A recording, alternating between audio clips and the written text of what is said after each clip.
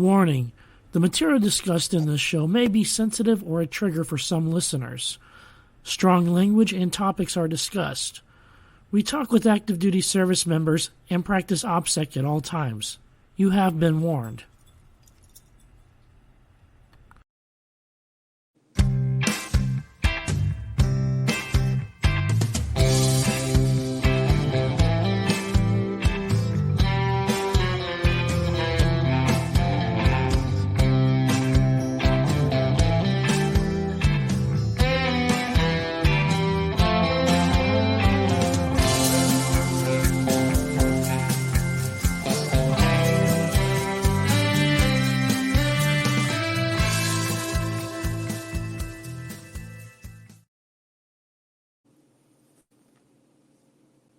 The Bipolar DM, Jason Caughtham.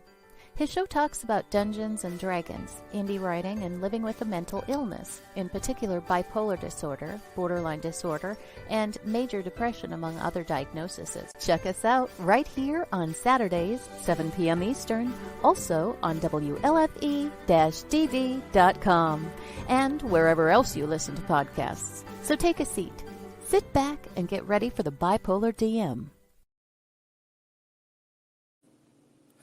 Welcome to the Bipolar DM show. I am your host, Jason, and this is a show about Dungeons and Dragons, indie writing, and living with a mental illness, in particular bipolar disorder, borderline personality disorder, and major depression, among other diagnoses. If you have any questions, comments, or topic suggestions and like to get a hold of me, you can reach me at thebipolardm@gmail.com. Or go to my webpage, www.thebipolardm.com. There you'll find previous episodes of my podcast, links to my live shows that I have, as well as resources on indie writing, Dungeons and Dragons, and mental health. Check us out on Facebook. We are on Facebook.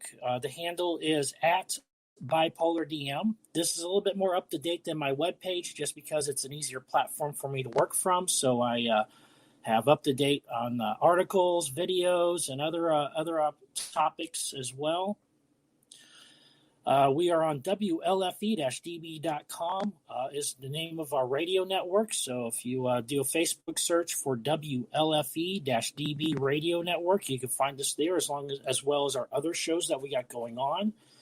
We are on Stream TV, so for those of you with Roku's and other similar devices, we are on Stream TV under the Variety Unlimited channel, as well as on Twitch TV. So if you go to twitch.tv/TheBipolarDM, you can find our show there.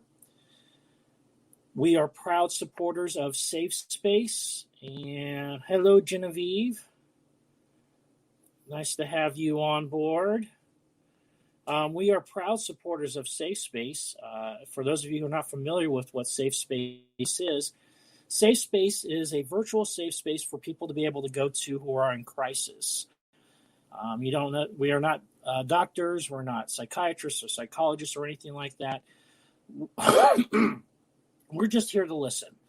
So if you're going through an issue right now, going through troubles, be sure to check us out. Go to WLFE-DB.com and click on the resource banner that we have for Safe Space. That looks just like the one that's up in the corner right there. And, okay. Also, Veteran Podcast Awards, the voting is going on right now. So for those of you who are veterans, active duty, including spouses as well, we have a podcast awards going on. If you go to Veterans Podcast Awards, Veteran, VETERAN, Podcast Awards, and that's awards plural.com. You can listen in on some of our podcasts that we got going on. You can vote until the 10th of September 2021, with awards being announced on the 5th of October 2021. So be sure to support your local veterans, your podcasting veterans with that. In news and noteworthy, I have a new show that started called the Mental Health Happy Hour. It is on Tuesdays, 2 p.m. We'll have links to that available to the new show on my webpage. Actually, it should already be up there. So if you go to www.thebipolardm.com, you should be able to find links to my new show, The Mental Health Happy Hour, which is taking a positive look at mental health and mental wellness. And I'm co-host with J.R. Reed from Not Weird, Just Autistic. And so it's going to be a great show. We've had some great guests on there. Coming up on this Tuesday, we're going to have a panel with some veterans discussing PTSD. So be sure to tune on that. That's Tuesday at 2 p.m. You can find it at facebook.com/Not Weird, Just Autistic.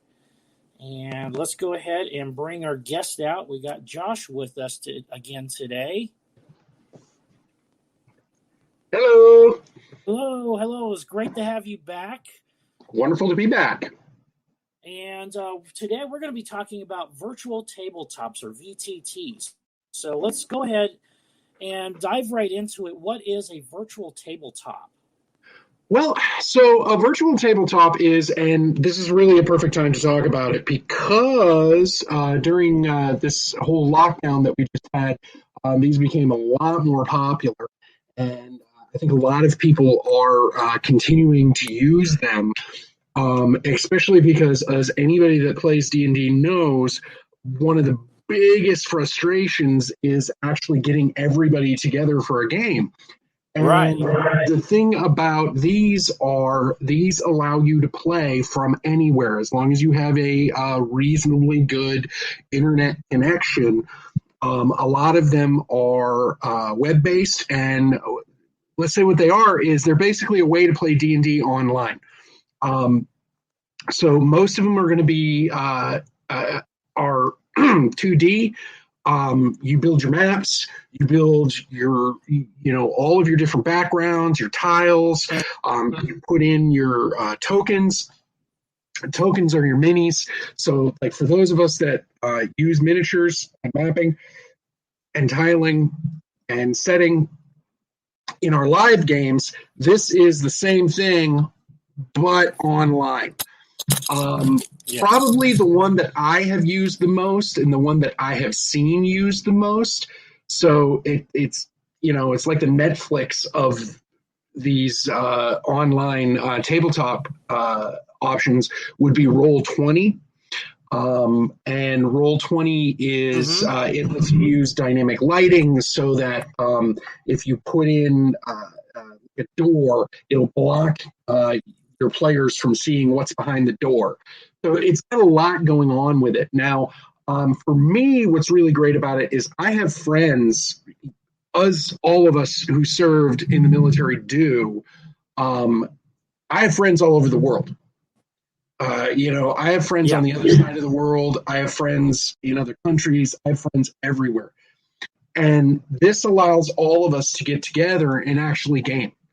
When I was stationed in Germany, I gamed with my folks back in Kansas City for 4 years, and then did it for 2 more years while I was in California before coming back to Kansas City. And so it is, they are your tabletop D&D game or Shadowrun game or any of your different role-playing games done online in a way that is very, very similar to tabletop, and in some ways superior as far as the visual stuff goes. Yeah, there's a lot of them out there. You mentioned Roll20. There's also Fantasy Grounds. New ones popping up every day. And really it's what's the separating feature between when you look at Fantasy Grounds, Roll20, or any other virtual tabletop? What is it that you look at to distinguish one from the other? Well, so the first thing you're looking at is going to be usability. You can have all the features in the world and be as neat a program as you can possibly imagine, but if it's not easy to use, people are going to go use a lesser program that's easier to use. So Yeah. if you're coming out there and everything's got to be hand done and every little pixel has to be hand put in and everything like that, and it's not really user friendly, you're going to get that. Now, the other thing, of course, is cost. So, some of these costs, no. Some of these costs as much as a video game. And then you don't get everything when you get them. So a lot of these, you can use the basic, program for free. But then if you want special add-ons, dynamic lighting or things of that nature, you have to have an account. And I'm going off of Roll20 on that one because that's the one I personally use, but most of these run with the same business model, which is the business model that basically everybody uses today for almost everything, which is the microtransaction, which is hey, we have a store and you can buy X, Y, and Z. Now, that can get a little frustrating, but on the other hand, it also is kind of cool. So you go in there and you want to run a specific campaign. Say you want to run one of the Pathfinder adventure paths. They're there. You can buy them right there. Most of them have been transferred over. So you can get these adventure paths and stuff and all of that pre-work. And that's another thing. Going into the how much pre-work is necessary. So me as a DM, like making the maps and stuff like that. Yeah. Me as a DM, as a game master, I like improv. I like working on my toes. I like the challenge. I like the excitement. I like the, coming up with things on the fly. It doesn't really work on, because it takes too long for you to get stuff up, even if you think of it. And that's with every program. So how much pre-work is necessary is one of the kind of big things. Like on all of these programs, how much pre-work is necessary? Can I just click and drag a tile or click and drag a map and boom, there it is? Or do I have to line it up on the hex map? Do I have to, kind of adjust? Layer it, Put the layers and layers and layers. Is the token creator easy? Now, token creator for player it's going to be your token, so your guy, and then it's going to be attached to your character sheet. So that happens right there. Now, as a DM, all the tokens, and this is kind of universal throughout, all the tokens are going to be attached to that monster or that NPC's character sheet. Right. And what that allows you to do, which is really cool, is have quick buttons. So you set up your quick buttons, and all you got to do is hit those quick buttons. You don't even have to look at your character sheet. You hit the quick buttons, and it'll roll the dice for you. It'll do the math. Boom, right there. Fantasy Grounds, going to that,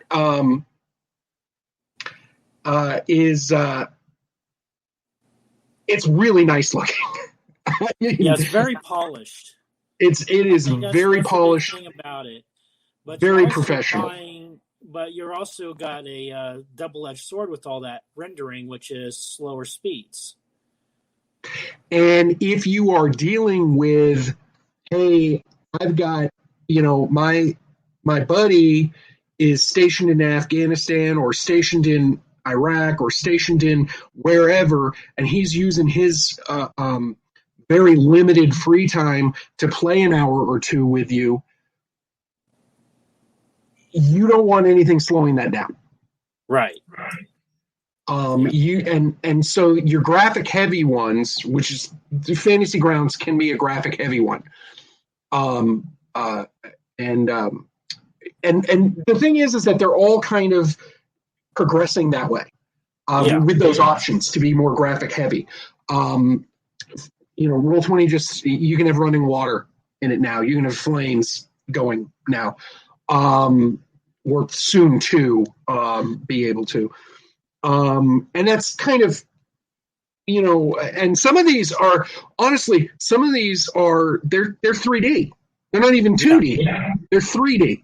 So you're looking at a 3D mapping, and it looks almost like a video game. Like if you're playing Baldur's Gate or Baldur's Gate 3, obviously, the later games, or Divinity, or any of these games where you have a 3D kind of deal, and you have, but you have movement that's similar to, squares and hexes and what have you. And some of these games, they have that. Yeah. And it's super, super visually taxing on your machine. Yeah. And it's going to slow it right down. And so when you get the connection and you're working and stuff like that, so that's another thing. I think as far as like it all, which one is better, which one is the good one to use, blah, blah, blah, that kind of thing. I think it's more of a question of what works for your group. Yeah. Because apples to oranges or apples to apples. I mean, how can you, you're going off what you compare to what you and your group can do, what your machine's capable of, all those things there. Cost, especially when they nickel and dime you with these market packages, too. And so how I looked at it and how I kind of fell into when I started using them, Roll20 was kind of it. Mm-hmm. I think Fantasy Grounds was around, but it's, again, Fantasy Grounds is like, if I had that kind of money laying around, it's kind of like, it's kind of like the dwarven metal tiles for dungeons. Oh yeah, really nice rosin. But like, if I had that extra money laying around, I would certainly have all of those. For gaming, for tabletop gaming. So Fantasy Grounds, again, it was around, but I think the price was kind of up there, and so Roll20 was kind of a more reasonable. Especially with their free version. Yeah. Which is decent. You can get by, with it. So you don't have all the beautiful graphics and stuff like that, but for free, it works. And what it kind of has going for it, which I haven't looked into the other ones on this, they may have it, they may not. I haven't really looked into them. For that, Roll20 is basically like you only need one. Yeah. Right? Like everybody doesn't have to have a paid account to play and have all of those options available. And that's, to me, if like I was looking and I was like, okay, so you want everybody, like, to me, it just didn't work with the price, everybody paying for basically a video game. Mm-hmm. It just didn't work for me. So for me, Roll20 works better. Now, that's not to say that Roll20 is the better product. Obviously, I'm not, saying Roll20 has not paid me any money. Roll20 does not, that just happens to be the one that I've used. Now, funny thing, going way back, before any of these came out, my best friend lives in D.C., lives in Washington, D.C., mm-hmm. and he plays in almost every game that I run. And it started with Yahoo Messenger mm-hmm. and a camera and a tabletop camera. And he was able to see, he was able to speak, he was able to see because I've always used minis and I've always used maps, and he was able to see all of that. And we had the rollout where you drew on it with with the dry erase marker, with a dry erase marker, and that's how we did it, and that's how we rolled for a while until steps come up. We moved to Skype, and then we moved to Discord. We moved to Discord recently, but the virtual tabletops really are giving options to grow the hobby, to grow this gaming thing that we all love. Yeah, so let's look at the pandemic and virtual tabletops. How How has the pandemic helped virtual tabletops? Well, so the thing, I mean, it seems kind of obvious, but yeah, it does. Well, here's the thing. There's something about gamers that a lot of people don't realize. I'm going to pull back the curtain and let out a little secret here that may kind of, other gamers a little bit don't tell people that. We actually like social interaction. Mm-hmm. Like outside of gaming, we tend to come across as maybe we don't like social interaction sometimes. But when it comes to gaming, those of us that do it, we need it. Mm-hmm. For various reasons. We need it. And this gave us that opportunity to get together every week and to do it. And on top of that, I think a lot of people picked up the game over the last year and a half based on the availability of virtual tabletops and the fact that it's a lot more convenient. Mm-hmm. You know, you don't have to go anywhere. You don't have to pack all of your stuff. Most of the games have the basic rule set embedded in the game. So you don't have to have a player's handbook. I mean, trust me, they're nice to have. You should have them. But all of these games, you can kind of do all the basic stuff, character creation and all of that kind of stuff within the game. Mm-hmm. And so it makes it a lot more accessible. So what you end up happening, and I haven't seen the numbers on this, so this is just kind of a hypothesis. I'd like to see the numbers. I'm sure Wizards of the Coast and Piazzo, and I'm sure they've done that market research and figured these things out. And I'm sure that's why they're actually, supporting these games, which are essentially, again, I make the comparison to Netflix, but that's kind of what these are a third-party way of playing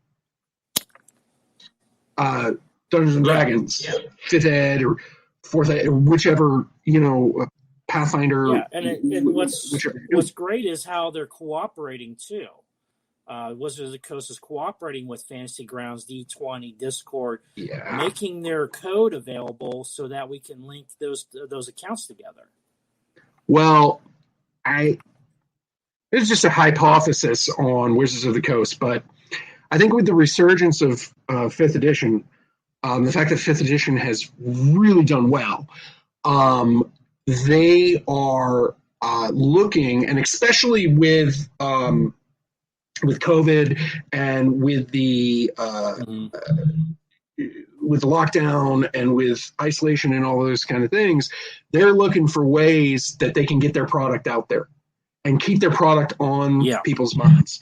And again, I don't, I do both. Like, I'm still doing tabletop. I still, we've all been vaccinated. We all, we all understand the kind of thing. And we're all pretty isolated in where we work and how we go out and things like that. And we're all work for companies that test us regularly. So we're getting together, very, very small group, following the rules here in Kansas City. And we're getting together and we are still doing that. But I also have a couple of virtual tabletop games, which I would not be able to play that many games if I was having to go out. Yeah. And go to somebody's and drive and Yeah, it would just take more time. And therein is another, now we, little aside here, but there is another bonus for these virtual tabletops. I find personally, and this is just me, this is kind of opinion versus objectivity. I'm not sure about the numbers on this, but I find personally you get more playtime when you're doing it virtually. You get more time actually playing the game, as opposed to when you meet up, there's some social interaction that goes on, and out of a 4-hour game, you may actually play 2.5. Mm-hmm. Yeah, and then plus you got the setup too. Set up the mini, set up the tabletop. Everybody getting ready. Here it's nice. You got a virtual tabletop. You're ready in 5 minutes, and you're ready to rock and roll. And the DM can do all of the prep work. And once all that prep work's done, it's done. The DM's running it. He didn't have to. They don't have to worry about hardly anything when they've done this. Yeah. When they've done their prep work and things of that nature. And honestly, visually, some of these are really nice. Visually, some of these are better than what we're making. For those of us that don't have that extra money to be able to buy the professional rosin dungeon tiles and things like that, we're making ours out of cardboard and whatever. Yeah, XPF foam, yeah. The foam and I just started working with foam, honestly. That kind of stuff. And so you can get some neat visuals and whatnot. And like I said, I think the most important part of all of these is that whether you use Roll20, Fantasy Grounds, Roll Steam, Battlegrounds, any of them, is that it grows the hobby. It gets more people involved. It gets more people interested. It makes things more convenient for people to get involved in. And it's a little like that, it makes things easier. People come in, they find out that they like it. They say, oh, this is really fun. This is enjoyable. I think I want to play a live tabletop game. Yeah. I think I want to get involved that way. And then, of course, they're doing that, so they end up, they end up buying the product. And if you're buying the product, the company is going to keep putting out the product, which is going to give work to content creators. And so, things work out for the best, and it keeps stuff going. I can't say enough for the periods of time where when we didn't have this, when we didn't have the virtual stuff, and for whatever reason, people weren't kind of knowledgeable and they didn't know about this thing and everything. And it felt like this hobby was going to die out. Yeah. And this feels like, because of the fact it brings us all together. Mm-hmm. So, if you take all of us from around the world, this is a really big hobby. This is a really big activity. This is a really big community. I think the last number I heard from Wizard of the Coast was 40 million have played at some time in their life worldwide. So 40 million worldwide. Now, you might be the only person in your town that plays. Because, it's a big world, big population. But there are 40 million other people looking to play. This lets us all come together. Mm-hmm. You might be playing with a fella from Germany, a fella from China, a fella from Uzbekistan, and you're all playing together. Because there are communities where there's, hey, I got, I'm running this in Battlegrounds, come join us. We're looking for players, what have you. And so you got folks coming in, meeting new folks, bringing folks together, perpetuating it, and it just keeps growing, and it just keeps moving. And anything that brings people together like that is a good thing. Yeah. Using the technology. Yeah. Well, let's go ahead and we're going to take a quick commercial break. And when we pick up on the after the break, we're going to talk about virtual tabletops in the professional DM, which is something new out there.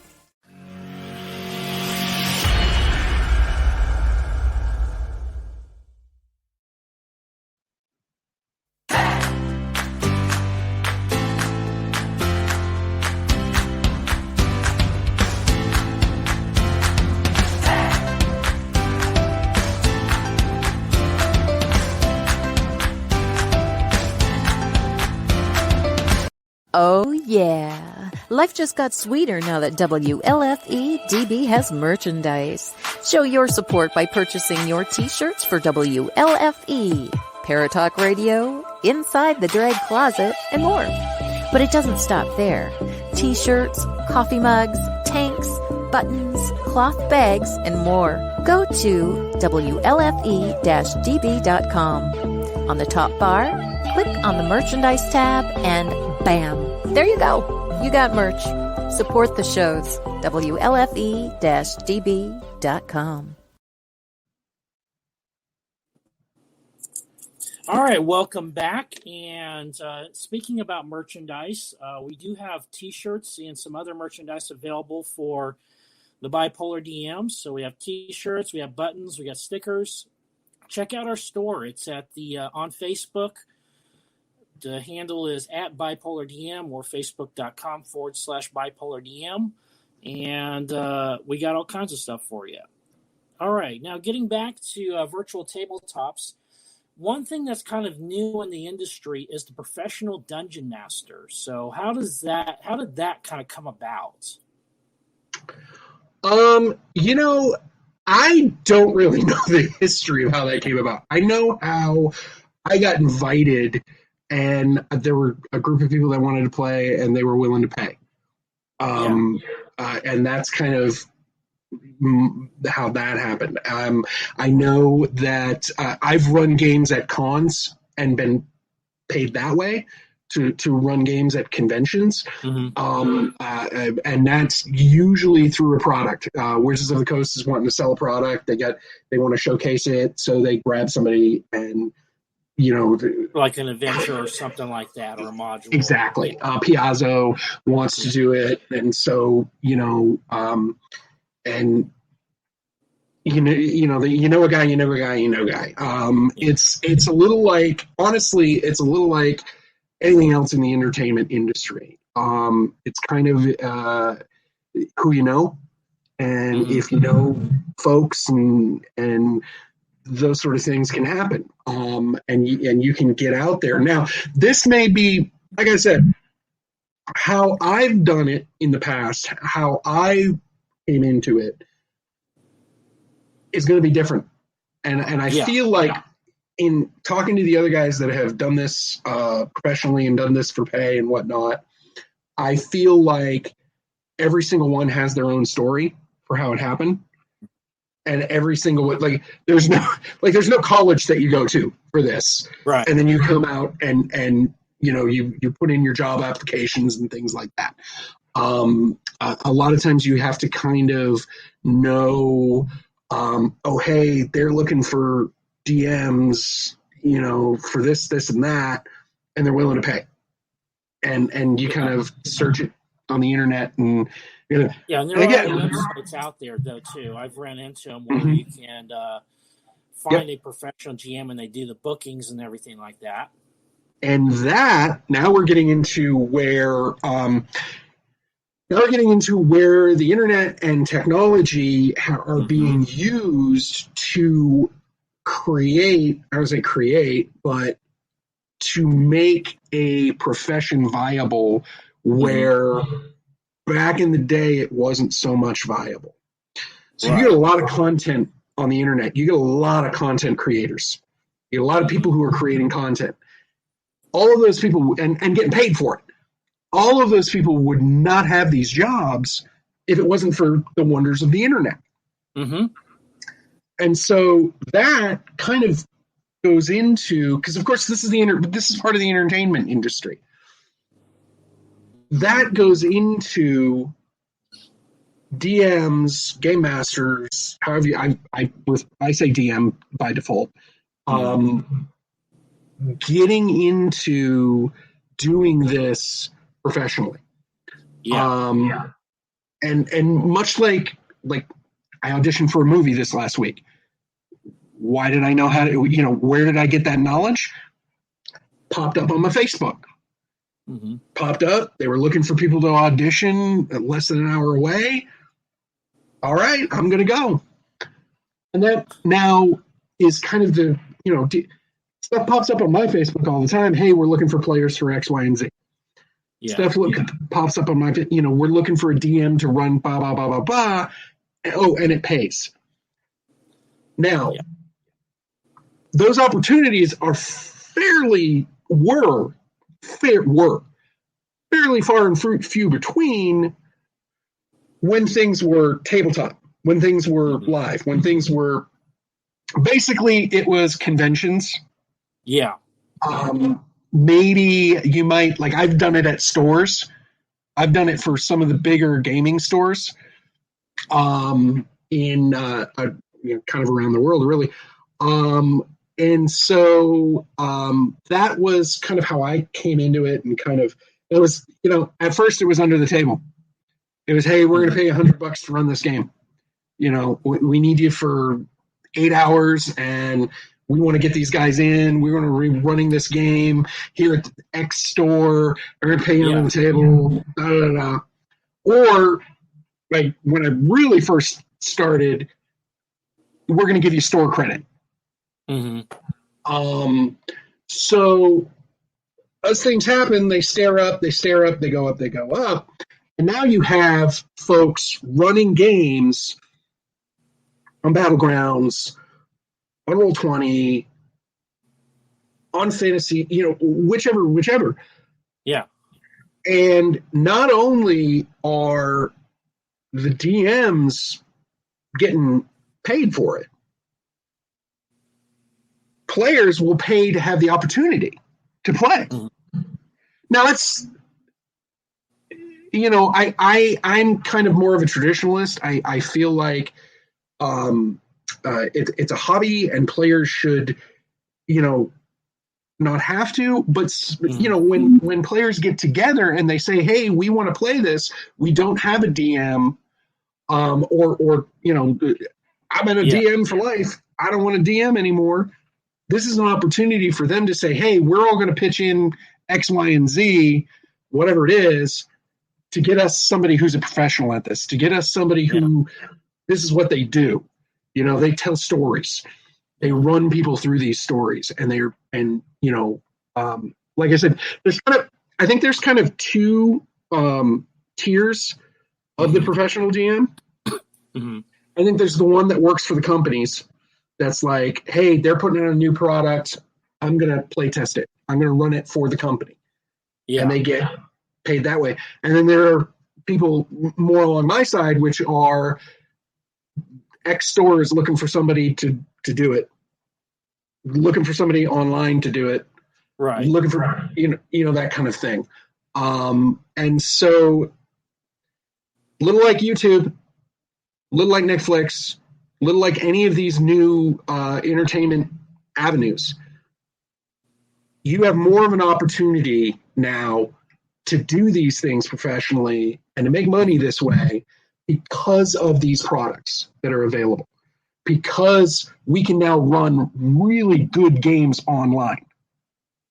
So there's not the overhead cost, there's not the space needed, there's not a lot of this stuff that prevented folks from doing it before. And so, you have people, not me, I'm not currently, but you have people making a decent living doing this. And so, and there's all, especially with all the online payment options and ways to pay and ways to, hey, you know what? We're going to pay X, Y, and Z to play. That means, the DM gets X, Y, and Z, whatever it is. I got a buddy of mine who runs 5 games a week, and that's how he's making his living. And it's just a matter of setting up a web page and a payment option like PayPal or something like that, and or even running through Facebook Business or whatnot. So there's so many options to get your stuff going, and then there's the group finders on Facebook where people looking for games and stuff like that. I've run into a lot of pay to play DMs, trying just to find a free game. I'll be honest with you, because I talk about DMD a lot, because I talk about gaming a lot. Most of my advertisement on Facebook is D&D advertising. Because Yeah. they have a really they have a good. I mean, say what you want about it, they have a good algorithm that figures out what you want to look at. Now, in my case, I'm very happy with that. I'm very happy that that's what pops up on the marketplace and whatnot, because I'm able to, oh, hey, they're looking for okay, you know what, I'm gonna or what have you. And so that works out for me. Some people would, doesn't from time to time, but for me, that really works out. And for me, anyways, Facebook is working the way it's supposed to, whereas I'm able to communicate with folks. I'm able to get involved with folks, and I'm able to hear about things. Like, for instance, I didn't know, like, I knew about Roll20 because I've been using it, but I really didn't know about all of the other available Beyond Tabletop or Astral Tabletop or Epic Table. I love anything with the word epic in the title. It's just a thing for me. And all of these look fantastic, and their user interface is fantastic. All of these kind of things is great. I learned about them because they popped up on my Facebook. Yeah. And so, it's more opportunity. That's really what it boils down to. These games give us is more opportunity. Are they, and so there are people that are getting to do this and getting to get paid to do this that otherwise wouldn't. Mm-hmm. And I think that's super cool and super awesome, because these people that are making it are getting paid, and they're making a product and they're selling that product and people want to buy that product and they're getting paid. But then also they're opening up opportunities for people to do what they love. Yeah. For a living. And that's what's great about it. Now, what about now that we have virtual tabletops, we got professional gaming, how has this, have you noticed anything like now the standard has been set for virtual tabletops and professional gaming, where it's kind of now it's expected? Because I'm old school. I'm theater of the mind. I have used virtual tabletops. I've played on them and everything like that. I'm very familiar with them, but I personally prefer not to use them in my gaming. And so how can somebody like me compete, against somebody who's like running a Fantasy Grounds or something very polished? Well, and here's the thing.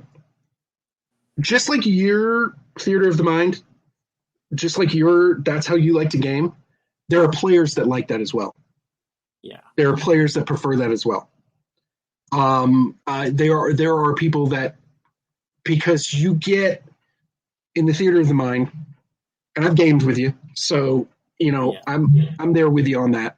I've enjoyed the experience. The theater of the mind and whatnot, I feel like sometimes you get a better interaction between individuals, between people. I feel like it's, especially to me as a player, it encourages me to do a lot more characterization and kind of acting and kind of improv and kind of just interaction. Whereas as a DM, I find that so when you're tabletop and you've got your minis and you've got your setting and you've got all of that, you get a lot of interaction and things of that nature. But it's a little less than when it's theater of the mind.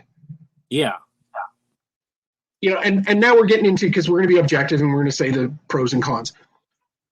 When you go to the virtual tabletops, there's even less of that kind of interaction between people.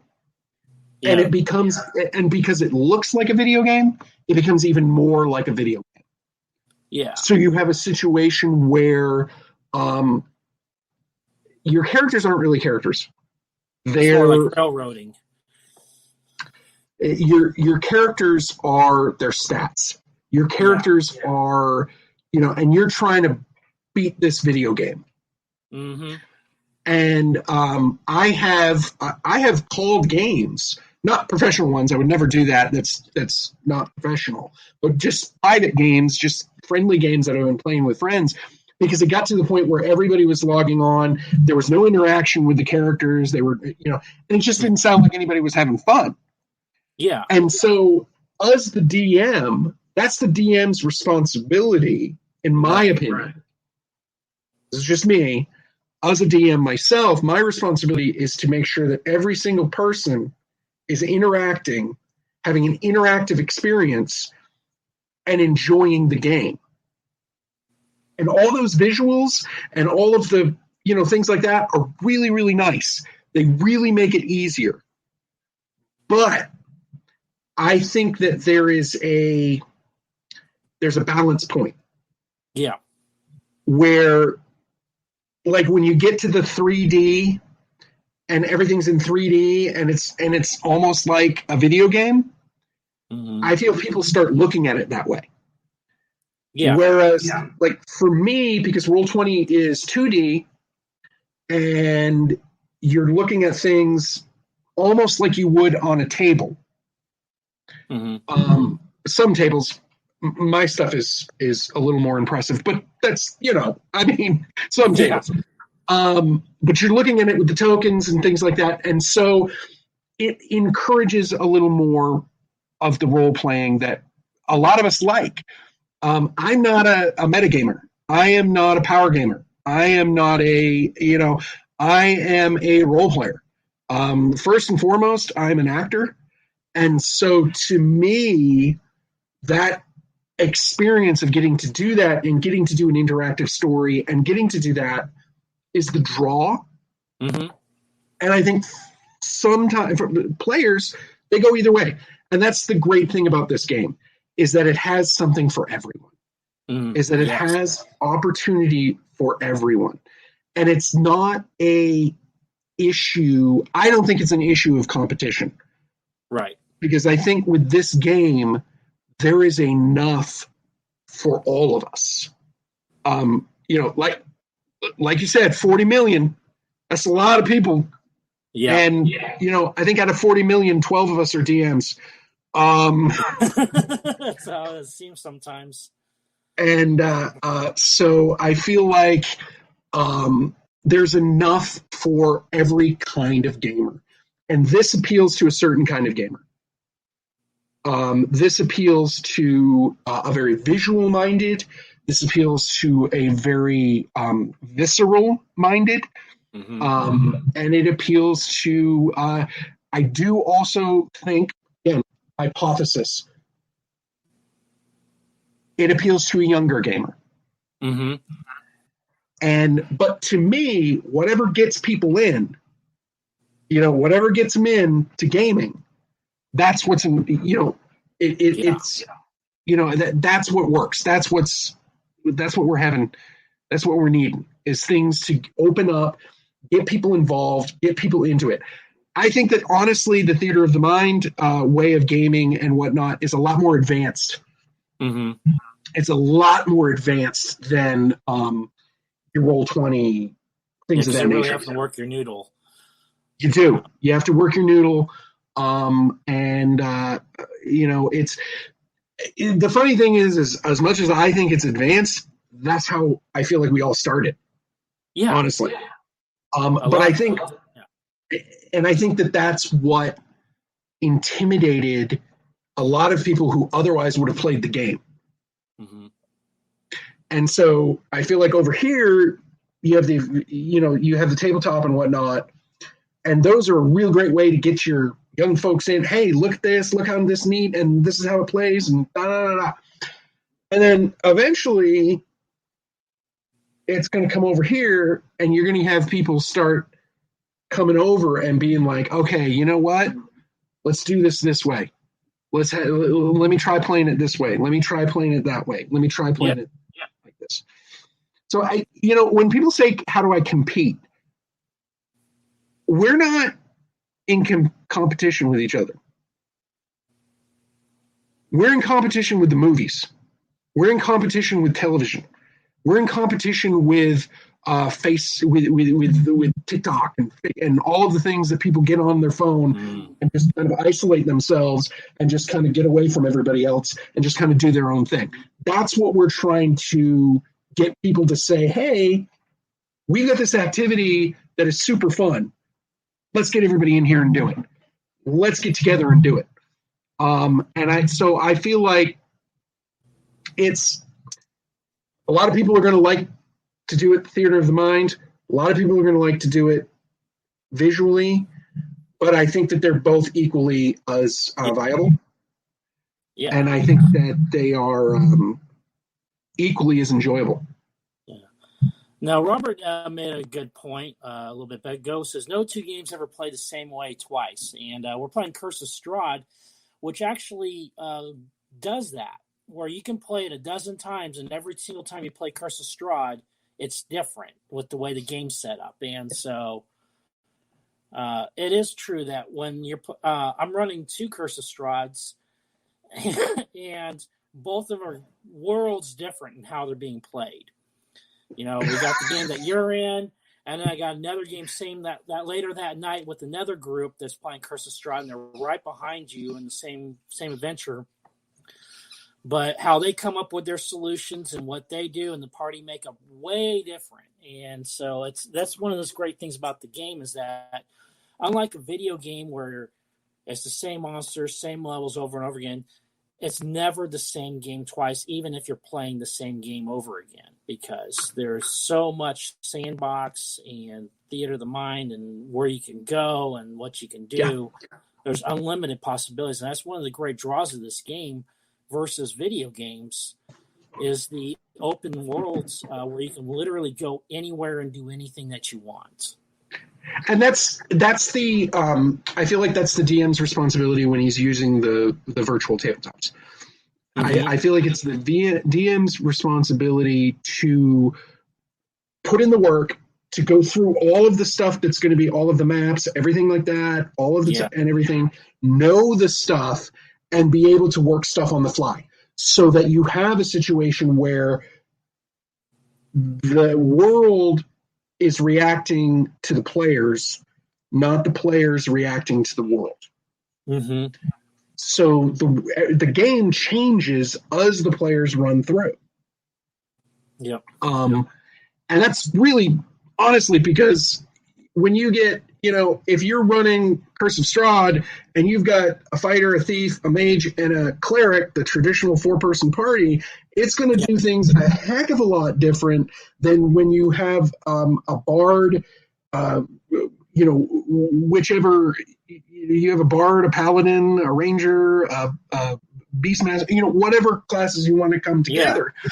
And you got the bard who has a wicked charisma, and so he's going to do things, he's going to talk his way out of things. But then you have over here, you have the traditional fighter who's just going to hit things. And you got to be able to, okay, he talked his way out of that. How are we going to move on since this game assumed they were going to fight their way out of it? Yeah. How are you going to make that work? And I think that's the job of the DM.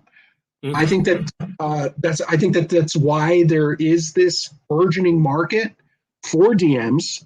There's this burgeoning profession for DMs because that sort of hard work and professionalism and dedication, that's worth something. That's a skill that's worth something. And because of, it's all in when you're using these programs, much like when you're using the tiles and the miniatures and everything like that.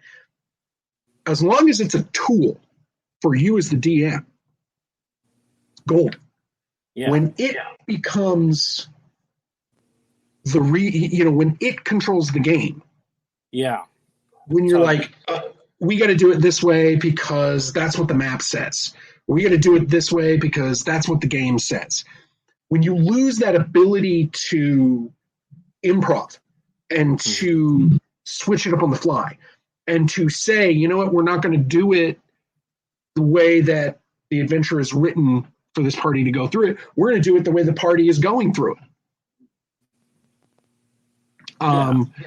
So I totally see the limitations of the virtual tabletop in that unless you've gotten a lot of maps like you would normally on pen and paper, you're limited to the world that you've created and prepared for. And if you haven't prepared for the contingencies, like my favorite story is when I was DMing, I was doing a second edition game with sort of some guys in the barracks, and they come to this town, hadn't done nothing, hadn't done shit. And the guard comes up to introduce himself and point them to the job board. And what's the first thing they do? One of them screams out, "Run." And I have a foot chase in 4 different directions that I had never done before. And after that, I mean, that was a game that completely went off the rails from get-go.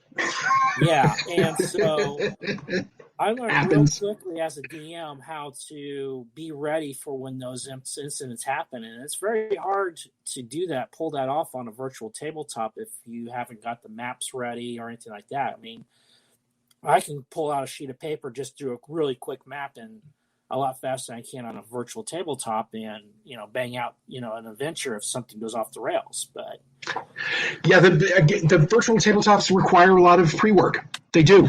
When I use them, I generally stack in a bunch of maps that I have. I take the maps. I have the map online. I have the picture of it and everything. I drop it in. I line it up on the grid, and then I save it. And I do a lot of my own. I don't traditionally buy anything. I make my own, and I get piles of them. I'll get 15, 16 throughout the game. I do that prep work. And for me, because I'm traditionally not a prepper, it's really given me an opportunity to learn to prep. Yeah. And to learn. And really, as a professional, when you're doing things professionally, you owe it to your players to do that kind of prep, to do the prep work, to do the work. Product. Yeah, you owe it to people to do the work to make the game as best as you can. Now, I do that for my players now, even if it's not a professional game, even if it's just a game for fun, even if it's just a game, between friends, because I feel like I owe it to them too. I owe them that level of work. And so, I do it when it's regular tabletop. I do it when it's, but it takes, if you want to prepare a game where you can ad-lib and you can move around, it takes a heck of a lot more work on a virtual tabletop. It takes a lot of work to be able to set that up. And then on top of that, you got to start thinking, you got to think like your players. You're going to be like, what are they going to do? I need to prepare things for what they may possibly do. Yep. And you start, okay, if they go off this way, I'm going to need a map for that. If they go off that way, I'm going to need a map for that. I'm going to need about 15 of these. And then you need to populate the map with monsters and treasure and other items too on top of that. And I'm going to need about 15 of these monster tiles made up. And what I do is I always make everything up in advance. Make everything that I possibly can imagine up in advance. And and I know they're going to come up with stuff that you haven't imagined. Yeah. Because there's 4 of them and there's 1 of you. And no matter how, good of a thought process you have, they're gonna surprise you. And that's, for the DM, that's the fun for me. Yeah. Is when they hit you with something and you're like, all right, here we're gonna go. So all right. Well, again, thank you. So it's preference. Yeah. All right. Well, we're at the end of the time. Had a great discussion. Enjoyed having you on, Josh. That was awesome. Someone will always go off script, Robert. That is very true. And that's the beauty of this game. Usually me if I'm the player. Yeah. So, all right. I'm going to go ahead and put you in the back just for a minute while I close this up. And thank you again for tuning in to the Bipolar DM show. I am your host, Jason, the Bipolar DM. Watch us live on Saturdays at 7 p.m. Eastern Standard Time, here where you're watching this now, or on WLFE-DB.com, Stream TV on the Variety Limited channel, or on twitch.tv/The Bipolar DM. You can listen to the show wherever you find your favorite podcast, whether it's iHeartRadio, Spotify, Spreaker, Apple Podcasts. We're all on there. And if you want to get a hold of us, you can email me at thebipolardm@gmail.com or visit my webpage, thebipolardm.com. And for next week's show, we are going to have Erin back on as we talk a little bit more about what she's been doing and the industry of playing Dungeons and Dragons with your parents. Okay. Thank you again for tuning in to the Bipolar DM show. And remember, everybody, take your meds. Thank you for listening to the Bipolar DM. They love sharing thoughts and ideas. See you next week, 7 p.m. Saturdays on WLFE-DB.com, where our shows are your shows, and that makes for great talk radio. WLFE Digital Broadcast Network is on TV. You can watch all of our shows on WLFE-DB.com. Check out our channels. Paranormal View for all of your paranormal type shows. LGBTQ Friends for all of our LGBTQ shows. Variety Unlimited for all other shows. It runs 24/7 right on WLFE-DB.com. You'll even catch the lives, all in one place. Never miss an episode, past or future.